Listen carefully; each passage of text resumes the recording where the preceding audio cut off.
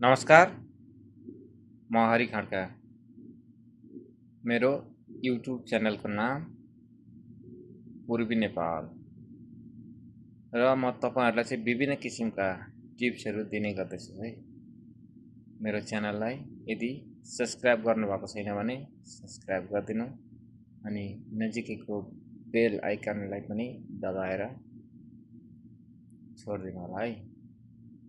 यदि गर्नुभयो भने जति पनि मैले भिडियो बनाएर अपलोड गर्छु युट्युबमा हाल्छु त्यो भिडियो चाहिँ तपाईहरुसम्म आइपुग्छ। र मैले चाहिँ आज एउटा स्वास्थ्य सम्बन्धी जानकारी लिएर उपस्थित भएको छु। हुन त म कुनै डाक्टर होइन, वैद्य पनि होइन, मैले कुनै आइडिया पनि लगाएको होइन। मेरो जीवनमा घटेका जो घटनाहरू स्वास्थ्य सम्बन्धी सुधार भइसकेपछि चाहिँ म आज यो भिडियो बनाउन बाध्य भएको छु।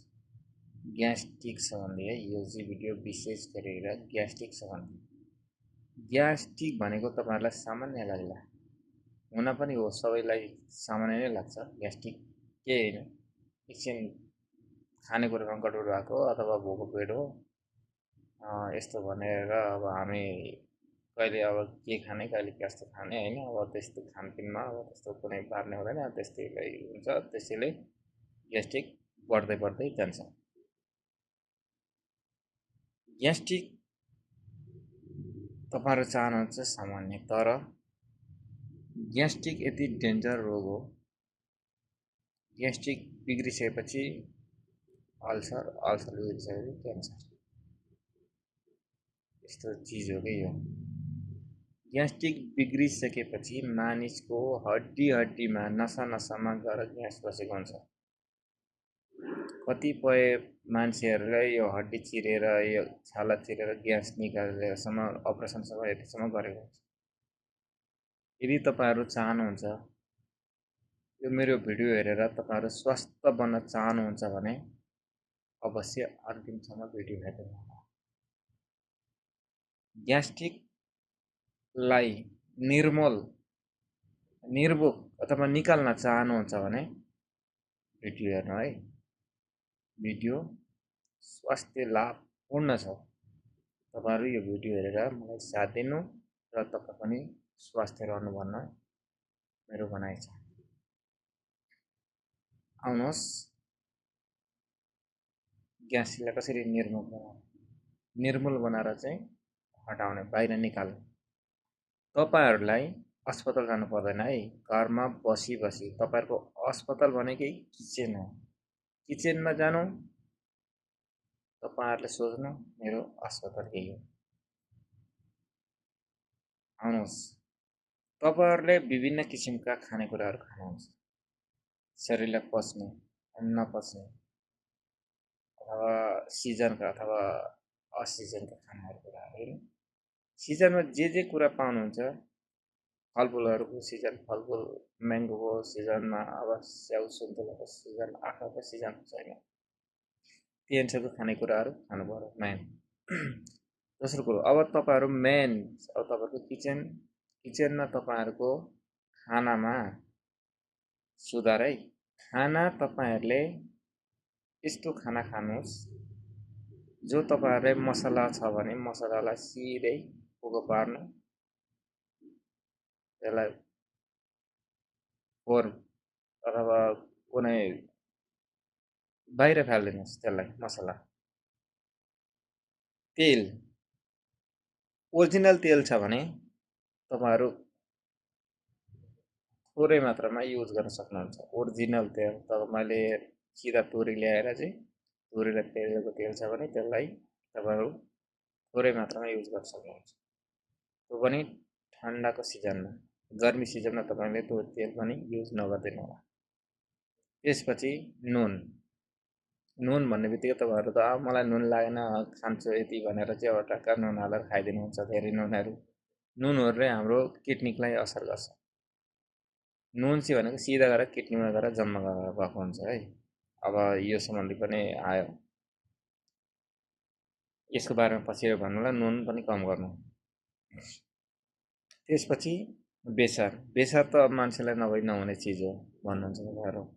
बेसार एउटा औषधि पनि हो, तर डेली बेसार खानुभयो भने बेसारले पनि तपाईँहरूलाई असर गर्छ। बेसार भनेको कम मात्रा हालेर खादिनु होला प्लिज, कम।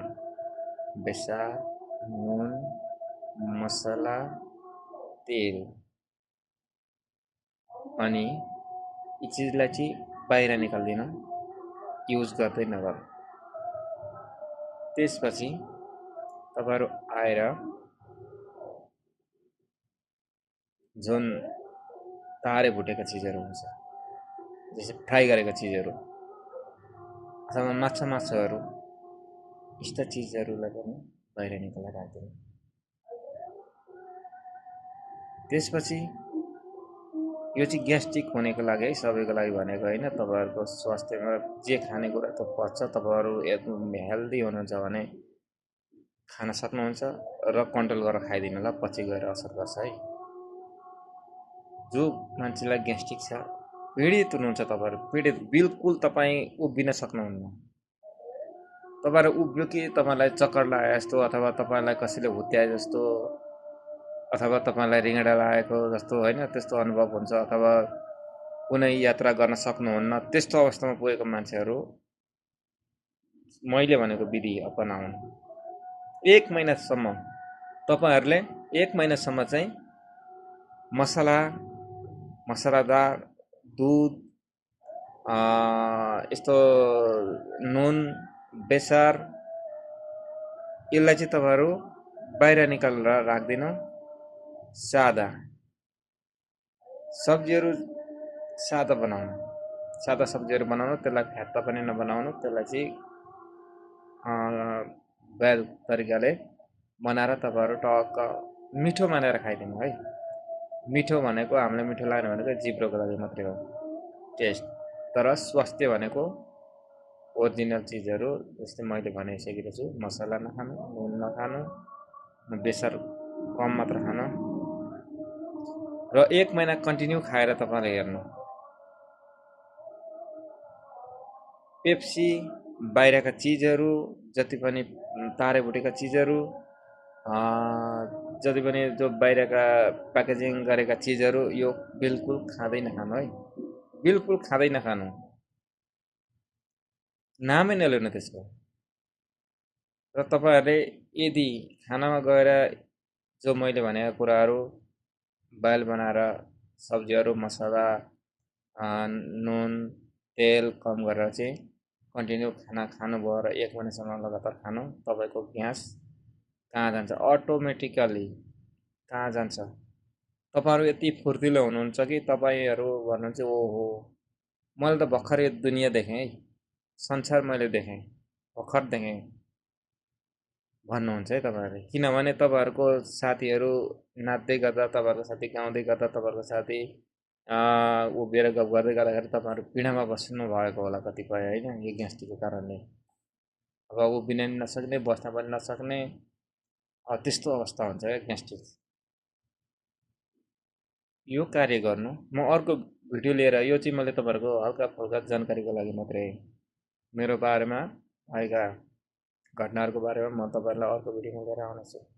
मैले कसरी सुधार गरेको भनेर अर्को भिडियोमा लिएर आउनेछु। त्यसपछि म तपाईँहरूलाई बताउने नै छु। हस् त, अहिलेको लागि यति नै, आजको लागि यति नै। नेक्स्ट भिडियोलाई प्रतीक्षा गरेर बसिदिनु होला है। म अवश्य नेक्स्ट भिडियो लिएर आउनेछु। लाइक, कमेन्ट, सेयर, सब्सक्राइब सब गरिदिनु होला। र तपाईँलाई यो मेरो भिडियो हेरिसकेपछि तपाईँले गरेका सुधारहरू कस्ता भए मेसेज गर्न पनि नभुल्नु होला है। हस् त, नमस्ते।